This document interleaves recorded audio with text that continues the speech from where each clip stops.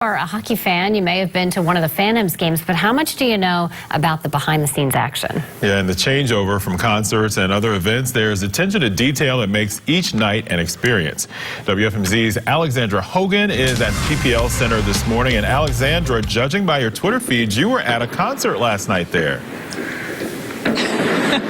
Yes, and that's one of the things we'll be talking about this morning. So there was the concert last night. Cole Swindell was here, but a lot of changes since then. Some of the employees have been here since that concert ended, and they'll be here throughout the morning until it's ready for the hockey players to come back. So this is Dan Freemuth. He does PR with the Phantoms. Good morning. Yep, good morning. Thanks so much for coming out. Yeah, thanks for showing us a behind-the-scenes look this morning at what it takes to transform the PPL Center. Yep. So this is where the hockey players will be. They have some home games this weekend, but a lot has to change since the concert last night. Yeah, sure. Yeah, Cole Swindell was here, put on a great show last night, but it didn't end until close to 11 o'clock at night, and obviously a lot has changed since then. Basically, as soon as the concert ended, they started tearing down the stage, and it was a double-decker layer stage. I mean, it was a big production. Stage. So that all had to come down, and then all the glass and all the netting, that all had to come down for the show as well. So overnight, all that stuff was put back up. In fact, they just finished putting up the glass as we were getting here this morning, and now all the flooring has to come off. The ice is being revealed here. So I think some people probably thought that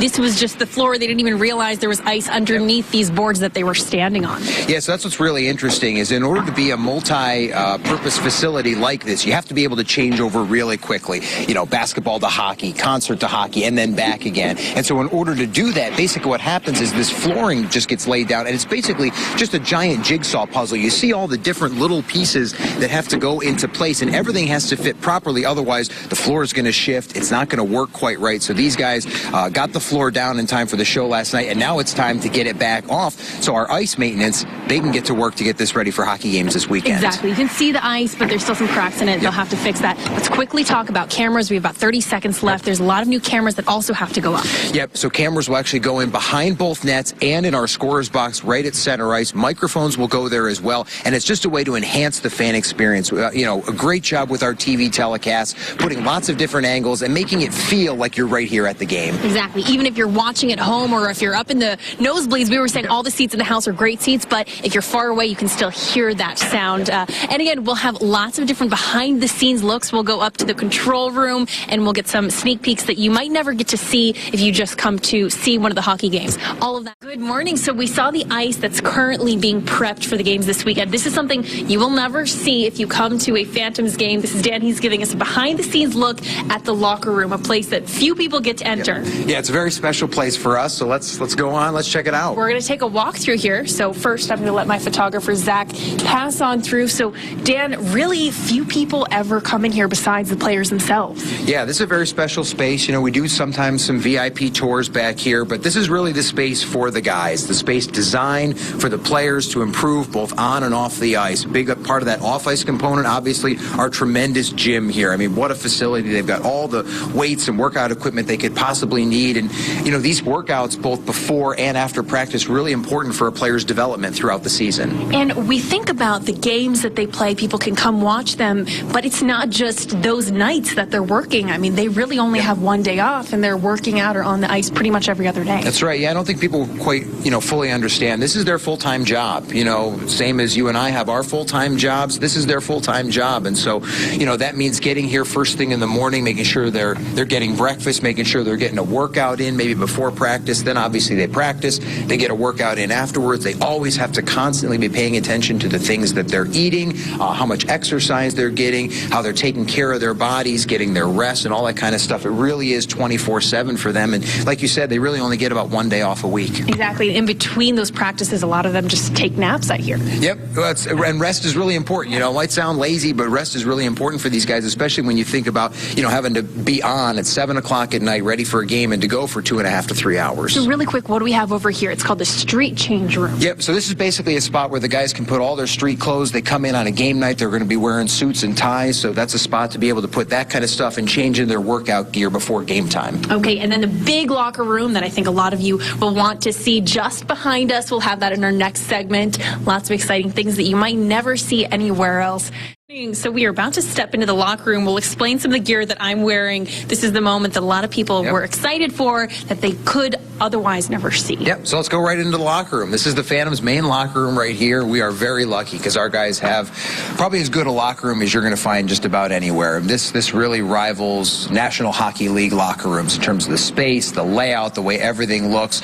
It's all about setting our guys up for success, giving them maximum opportunity to be successful here in the Lehigh Valley. Love it. Okay, so some of the interesting aspects of training as they are practicing every single day, they all wear different uniforms. Yep, so our practice jerseys are right here. You'll notice there's all these different colors. All the defensemen are going to wear black. That's so they can all kind of stay together. And then our forward lines, there's usually 3 guys on a forward line. They're going to wear different colors so that when coach runs line rushes, when we're doing drills, guys are able to stay together. And then obviously we've got our standard game uniforms here, our black jerseys. Now, these are the ones that we normally would be wearing for home games in the second half of the season. But this weekend, we're going to be wearing something a little bit different, which is what you're wearing right now. Which is what I'm showcasing. Yep, okay, so every player has their own jersey, and where is that? They also have where they're born. They'll be wearing a little flag. So we have some other ones over here, different players. So just trying to get in the Olympic spirit here a little bit. Obviously, you know, here in mid-February, the Olympics are huge right now, so we are wearing our Go for Gold jerseys this weekend. And the thing that's unique about these jerseys is that we have those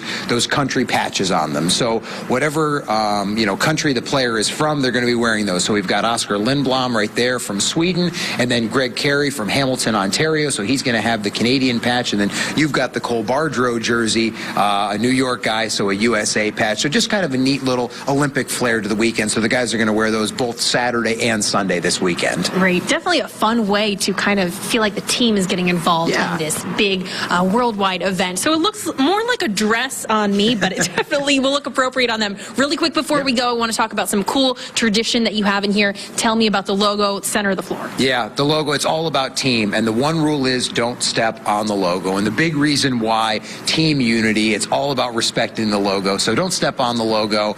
If you do, it is a fine. And lastly, a big banner overhead that you can see the tradition of the growth of the Phantoms over the years. Yeah, it's really important for our guys to understand that if they come here and do things the right way, what could be the next step for them? So players like Danny Briere and Claude Giroux, Jeff Carter, household NHL names that started here with the Phantoms. Just a constant reminder for the players to know that if I come here, I work hard, I do things right on and off the ice, this is what it could lead to. Definitely really, really inspiring for all these players to have this as they go into those games. Okay, well, this was the behind-the-scenes looks at the locker room, and we saw some of their practice area and training centers. We'll be going up to the control room next to show you all the different camera shots and how they engage the fans and people who might not know anything about hockey to make sure that they have a good time of the game. Good morning. So just like we have a control room back at the studio, we're going to check out the control room here at the PPL Center for the Phantoms games. So behind us, you can see the ice. They're currently taking off some of those panels. If you walk behind us, this is where the magic happens. Yeah, so our control room here, obviously people that have come to games before, they know how important our in-game entertainment is, and all the magic basically happens up here. Much like your guys' TV studio, it's laid out in a pretty similar fashion. So our creative director, Amy, is going to sit right here in the middle, and she's the one calling the shots. And for anybody who's ever been to a Phantoms game before, they know when we score, you hear that Mac horn. That's the magic button right there. That big red button. We've been very tempted to press it. We're not allowed to. It's a little too early. Yes, correct. We're going to try to keep our hands off that. The DJ is going to sit to her right, and then obviously the LED, ribbon board, all that stuff, the controllers, they hang out to the left. And then we've got all of our different camera angles over here as we get a little deeper into the control room. So this is where all of our graphics come into play. We've got our graphic computers all laid out, and then we've also got our control panel here to be able to queue up different camera shots. And so our camera people throughout the game, they're going to be looking for interactive kids, interactive families and groups to, you know, participate in our funny face cam or the different dance cams and all the fun stuff that happens at Phantoms games. And we were talking about this off camera, how it's not always just about the sport for you. Yeah, you know, we really believe it's entertainment, not sports for us, you know, from a business standpoint. And so we want people to come and have a good time regardless of what happens on the ice. Of course, we want our team to win each and every night. We hope we win all 76 games every year.